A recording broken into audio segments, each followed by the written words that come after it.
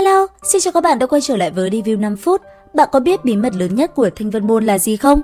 Nếu như trong phần 1, Trương Tiểu Phàm đoạt được thiên thư đệ nhất quyển trong hang động được Bích Giao giới thiệu, đây là công pháp chân truyền của ma giáo, thì sang đến phần 2, cùng với hành trình trưởng thành của mình thì Quỷ Lệ đã phát hiện ra quyển thiên thư cuối cùng lại chính là đệ nhất chí bảo của Thanh Vân Môn. Quá trình thu thập trọn bộ thiên thư của Quỷ Lệ phải nói là ly kỳ vô cùng. Để hiểu rõ hơn về quãng thời gian này thì ngay bây giờ hãy cùng mình tìm hiểu nhé! Mở đầu phần 2, tác giả đã nhắc đến việc Trương Tiểu Phàm gia nhập ma giáo, trở thành chiến tướng bậc nhất của Quỷ Vương Tông và được ông chuyển lại cho thiên thư đệ nhị quyển. Lúc bấy giờ, hắn hoàn toàn lột xác thành Quỷ Lệ với thân phận phó tông chủ Quỷ Vương Tông. Sau khi thống nhất thánh giáo và thu phục Dã Cẩu làm môn hạ, Quỷ Lệ trở về nhận được tin dị bảo xuất thế, liền lập tức đi đến Tử Trạch. Tại đây, hắn cùng Tần Vô Viêm và Kim Bình Nhi bắt tay nhau tiêu diệt Trường Sinh Đường. Sự việc này qua đi, khi tiến vào nội trạch tìm bảo vật, Quỷ Lệ đã vô tình cùng Lục Tuyết Kỳ giao chiến. Tuy nhiên, khi nhận ra đối phương thì cả hai quyết định đinh chiến và lướt qua nhau.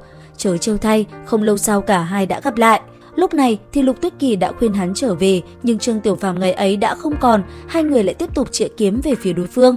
Trận đấu qua đi, khi cả hai lần nữa gặp mặt là chốc bảo khố của Đế Thiên, vì không cùng chí hướng nên giữa hai người lại tiếp tục xảy ra tranh chấp. Tuy nhiên không lâu sau, Quỷ Lệ cũng gặp lại Kim Bình Nhi, Lâm Kinh Vũ và những người khác cùng Hắc Thủy Huyền Xà tiến vào tìm bảo vật.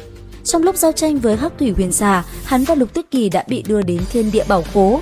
Tại đây, Quỷ Lệ thành công thu thập được quyển thiên thư thứ 3. Sau khi ra khỏi nơi này, phát hiện nhiều thủ hạ bị nhân ngư sát hại, hắn quyết định đi điều tra và bắt đầu hành trình mới ở Nam Cương. Tại đây, Quỷ Lệ và Lục Tuyết Kỳ lại hội ngộ. Lúc bấy giờ, cô nàng tỏ ra vô cùng bất lực khi nội tâm giằng xé giữa tình cảm và trách nhiệm với môn phái. Thế nhưng sau cùng vẫn là đau lòng bỏ đi.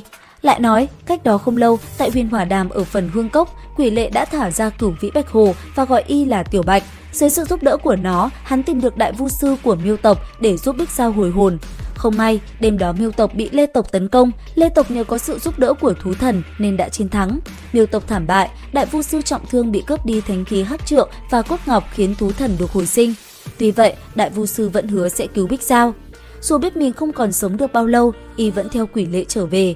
Đáng tiếc, đại vu sư bị thương quá nặng, dù đã thành công bắt lại được 3 hồn 7 phách, nhưng không thể hồi hồn cho Bích Giao thì ông đã qua đời. Thời gian sau, Thanh Vân chi chiến, Đạo Huyền dùng Chu Tiên kiếm đánh trọng thương thú thần. Nhận ra thanh kiếm đã lấy mạng Bích Giao, Quỷ Lệ dùng thực hồn đánh gãy nó thì đã bị Tuyết Kỳ và Lâm Kinh Vũ ngăn lại. Lúc bấy giờ, hắn cũng phát hiện ra bí mật động trời đó là Chu Tiên kiếm cũng có khả năng hút máu giống như Phệ Huyết Châu. Bởi vậy, Quỷ Lệ bị nó phản phệ dẫn đến trọng thương. Sự việc Chu Tiên kiếm bị gãy khiến Thanh Vân Môn cho người lùng sục tìm kiếm Quỷ Lệ khắp nơi. Trong lúc nguy nan, hắn được người ở Thiên Âm Tự âm thầm cứu giúp. Về tại Thiên Âm Tự, Quỷ Lệ đã gặp Phổ Trí tọa hóa. Đối mặt với kẻ đã tàn sát toàn bộ Thảo Miếu thôn và cha mẹ mình, Quỷ Lệ rốt cuộc buông bỏ và chọn cách tha thứ. Sau đó, trên Bích Ngọc Vô Tự của Thiên Âm Tự, hắn trải qua thiên hình lôi kiếp và học được quyển thứ 4 của Thiên Thư. Tiếp đó, để cứu Bích Giao, Quỷ Lệ đã mượn được Càn Khôn Luân Hồi Bàn ở Thiên Âm Tự.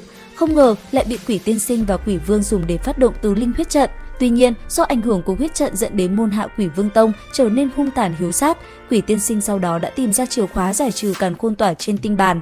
Thế nhưng, thay vì hồi sinh Bích Giao thì ông ta lại mở ra cửa kết nối với cõi Tu La để phát động tử linh huyết trận. Thời gian trôi qua, không lâu sau, Quỷ Vương Tông tu luyện thành công tứ linh huyết trận đã quyết định tấn công Thanh Vân Môn.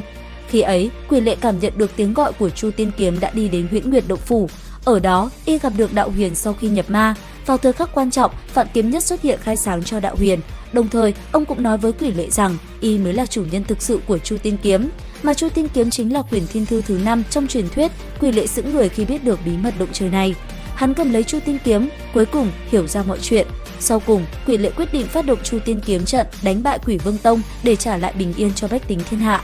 Có thể nói, quá trình thu thập và lĩnh hội toàn bộ công pháp thiên thư của Quỷ Lệ là vô cùng gian nan đúng không các bạn? Liệu rằng cái kết trên đây có làm các bạn hài lòng không? Cùng comment ý kiến dưới phần bình luận nhé! Video đến đây là hết. Xin chào và hẹn gặp lại!